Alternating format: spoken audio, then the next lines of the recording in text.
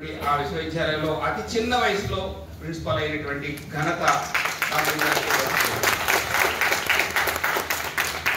తర్వాత doctor CH లక్ష్మణ చక్రవర్తి వారు కూడా మీకు తెలుగు సాహిత్య విమర్శ దర్శనం అని ఒక బృహత్ గ్రంథం వచ్చింది. తెలుగు విశ్వవిద్యాలయం వారు పబ్లిష్ చేశారు. బహుశా మన విమర్శకు సంబంధించినంతా కూడా అందులో ఉంటుందేమో. వెనుకున్నటువంటి వ్యక్తి డాక్టర్ సిహెచ్ లక్ష్మణ చక్రవర్తి గారు. ఆయన తెలంగాణ విశ్వవిద్యాలయంలో తెలుగు శాఖ అధ్యక్షులుగా పనిచేస్తున్నారు.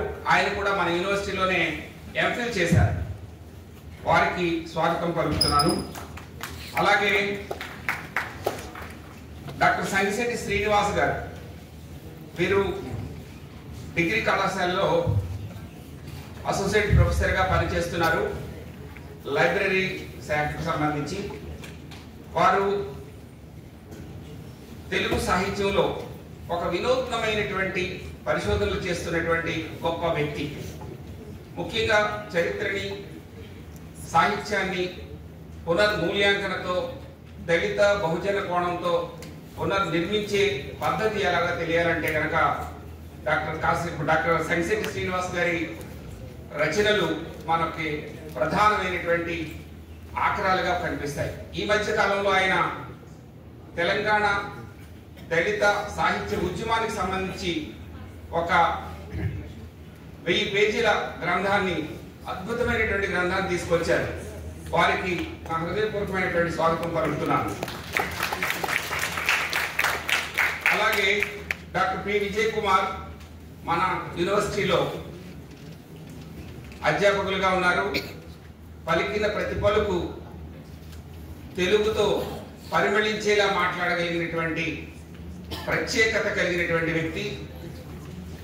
ఏ అంశం ఇచ్చినా సరే అనర్గళంగా మాట్లాడగలుగుతాం.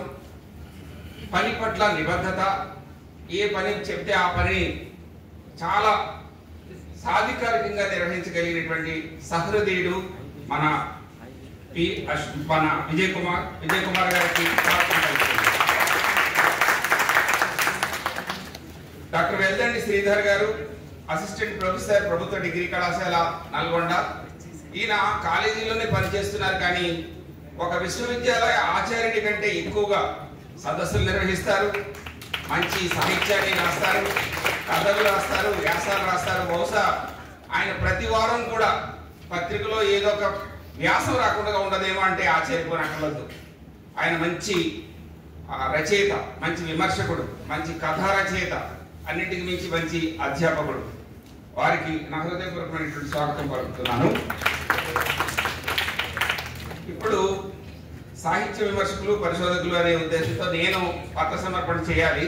కానీ ముందు మన అతిథులను గౌరవించుకోవడం ముఖ్యమైనటువంటి పనిగా నేను భావిస్తున్నాను. అందుచేత కాసిం గారు అక్కడ కళాశాల ప్రిన్సిపాల్గా ఉన్నారు. ఆయన ఫోన్లు వస్తున్నాయి, దానికి మెసేజ్లు ఇస్తున్నారు, ఫోన్ మాట్లాడుతున్నారు.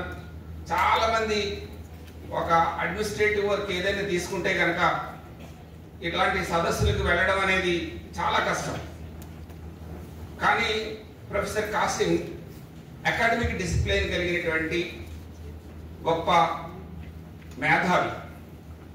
పైగా సమాజానికి ఒక సందేశాన్ని అందించే అవకాశం ఉంది అంటే దాన్ని ఖచ్చితంగా సద్వినియోగం చేసుకోగలిగినటువంటి గొప్ప వ్యూహకర్త.